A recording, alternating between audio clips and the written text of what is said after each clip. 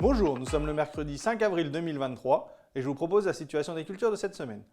En ce qui concerne les colzas, la majorité de parcelles sont au stade E, c'est-à-dire que les boutons sont séparés au début de la floraison pour les parcelles les plus avancées. La floraison démarre lentement avec les conditions climatiques actuelles, donc le froid matinal et les températures l'après-midi qui dépassent difficilement les 10 degrés, donc ça démarre mais doucement.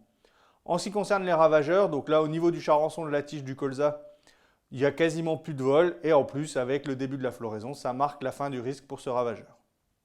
En ce qui concerne les méligettes, donc là comme souvent la pression est variable, mais majoritairement on est sur des pressions assez faibles, sauf cas particuliers, bordure de bois ou autre. Mais globalement cette année le méligette ne sera pas un problème, surtout là avec la floraison qui démarre et une fois que la floraison démarre, on sort du risque pour les méligettes. En ce qui concerne les orges d'hiver, donc là majoritairement on est au stade épi 1 cm à 1 nœud pour la majorité des parcelles. Donc là les stades ont bien progressé la semaine dernière puisque les orges d'hiver étaient un peu en retard. Au niveau maladie, on observe toujours de la rouille naine et de l'helminthosporiose. C'est les deux maladies principales de cette année. Bon, pour le moment, le risque est à prendre à partir d'un nœud. Donc pour les parcelles les plus avancées, il faut surveiller. En ce qui concerne les régulateurs, donc c'est pareil, ça démarre à partir de 1 nœud. Cette année, comme pour les blés, on a un risque de verse qui est assez important pour les escourgeons.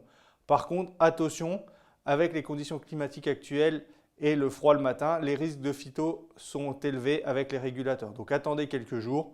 L'idéal serait d'attendre la semaine prochaine pour pouvoir faire le régulateur et le premier fongicide en même temps pour avoir une bonne efficacité surtout puisqu'on annonce une remontée des températures.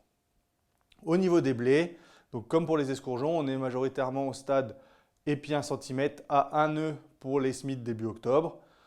Au niveau maladie, c'est plutôt calme pour le moment. Il faut surveiller la rouge jaune. Donc pour le moment, pas d'observation, mais soyez vigilants puisque les conditions annoncées dans les jours à venir pourraient être favorables à la maladie, surtout sur variétés sensibles comme Complice ou Campesino. Donc surveillez en priorité ces variétés et intervenir dès l'apparition des premières pustules. Mais pour le moment, pas d'observation et les traitements en préventif ne fonctionnent pas. Pour les deuxièmes régulateurs, il est encore un peu tôt puisqu'on est tout juste au stade 1 nœud pour les parcelles les plus avancées. Donc attendez également peut-être le courant de la semaine prochaine pour les premières parcelles si vous devez faire un complément ou faire le régulateur. Mais je vous rappelle que cette année, le risque vert, c'est quand même assez important pour les premiers semis, donc soyez vigilants. Au niveau des orges de printemps, là, on est de 2 feuilles à débutalage pour les premiers semis. Donc pour le moment, rien de particulier, il n'y a pas de pucerons. Avec le débutalage, c'est aussi le début de la période de désherbage. Si vous avez un rattrapage à faire, notamment graminé, c'est à cette période qu'il faut le réaliser, ou également un complément au niveau azote.